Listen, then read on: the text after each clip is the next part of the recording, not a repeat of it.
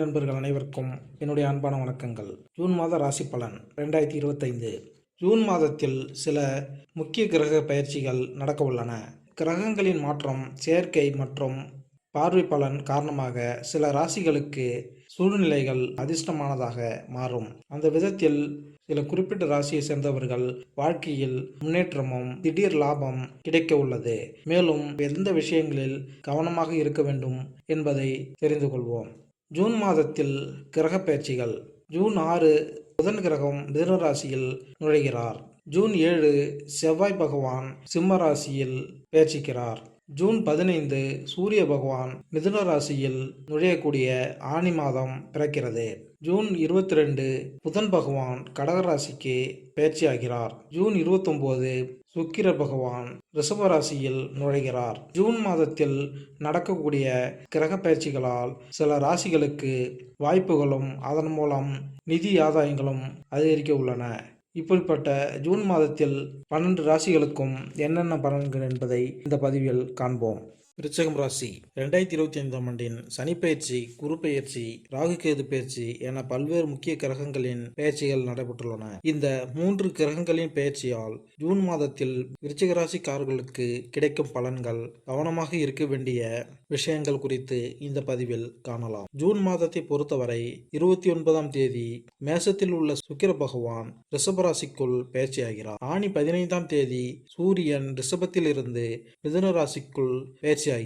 அங்கு ஏற்கனவே குரு மற்றும் புதன் பகவான் உள்ளனர். புதன் பகவான் 22ஆம் தேதி கடகராசிக்கு பயிற்சியாகிறார். கேது பகவான் சிம்ம ராசியிலும், ராகு கும்பராசியிலும், சனி பகவான் மீனராசியிலும் உள்ளனர். ஜூன் 7ஆம் தேதி ஏகாதசி, 8 மற்றும் 23 தேதிகளில் பிரதோஷம் வருகிறது.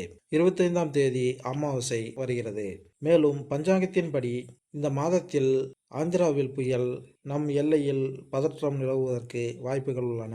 இந்த மாதத்தில் விருச்சிக ராசிக்காரர்களுக்கு எப்படி இருக்கும் என்பதை இந்த பதிவில் காணலாம். விருச்சிக ராசிக்காரர்கள் உலகத்தின் பார்வையில் பிடிவாதக்காரர்களாகவும் தெரிந்தாலும் உண்மையில் அவர்கள் மனதில் மிகவும் நல்லவராக இருப்பார்கள். உத்தியோகம் தொழிலில் மிகவும் ஆளுமை திறன் மிக்கவர்களாக இருப்பார்கள். அடுத்தவர்களுக்கு அதிக அளவில் உதவி செய்வது, அதற்காகவே அதிக விமர்சனங்களை எதிர்கொள்வார்கள். சுபகாரியம். குரு பகவான் 8ஆம் இடமான மறைவு ஸ்தானத்துக்கு வந்துள்ளார். அவர் அங்கிருந்து தனஸ்தானத்தை பார்ப்பதால் பணவரவு நன்றாக இருக்கும். சுபகாரிய தடைகள் விலகும். திருமணம் ஆகாதவர்களுக்கு திருமணம் நடைபெறும். ராகு 4ஆம் இடத்தில் இருப்பதால் நீண்ட காலமாக குழந்தை பாக்கியம் இல்லாதவர்களுக்கு குழந்தை பேறு உண்டாகும். கலைத்துறை. ஆசிரியர்களை மட்டும் பகித்து கொள்ளாவிடில் கல்வியில் முன்னேற்றம் இருக்கும். தகவல் தொடர்பு சம்பந்தப்பட்ட கல்வியில் இருப்போருக்கு சிறப்பாக இருக்கும். கலை, சினிமா, ஊடகம் சம்பந்தப்பட்ட துறைகளில் இருப்போருக்கு புதிய வாய்ப்புகள் கிடைக்கும். அரசியல் துறை தொடர்புடையவர்களுக்கு முதல் 15 நாட்கள் நன்றாக இருக்கும். அங்கீகாரம். இந்த காலம் மகளிருக்கு சிறப்பாக இருக்கும். வேலை வாய்ப்பு தேடுவோருக்கு நல்ல வேலை கிடைக்கும். உத்தியோகத்தில் உள்ள திறமைக்கேற்ற அங்கீகாரம் கிடைக்கும். குடும்பத்தில் இருந்த மனக்கசப்பு நீங்கி மகிழ்ச்சி அதிகரிக்கும். குழந்தைகளின் ஆதரவு இருக்கும். வாழ்க்கை துணையுடன் அந்யோன்யம் அதிகரிக்கும். கால்நடைகள், செல்ல பிராணிகள் வளர்ப்பால் ஆதாயம் உண்டு. கவனம். பணம் கையாள்வதில் கவனம் தேவை. எதிலும் ரகசியம் பாதுகாக்க வேண்டும். இல்லை என்றால் பணம் விரயமாக வாய்ப்புள்ளது. நகை திருட்டு போவதற்கும் வாய்ப்புகள் உள்ளது. அதிலும் அதிக கவனம் தேவை. பங்குச்சந்தை, ஆன்லைன் முதலீடு ஆகியவற்றில் எச்சரிக்க வேண்டும். இல்லை என்றால் மோசடியில் சிக்க வாய்ப்புள்ளது. பணத்தை பாதுகாப்பாக வைத்திருக்க வேண்டும். பரிகாரம். உங்கள் ராசிக்கு அதிபதியான செவ்வாய் பகவானின் பீச் மந்திரத்தை ஜபிக்க வேண்டும். உடல் ஆரோக்கியத்தில் கவனம் தேவை.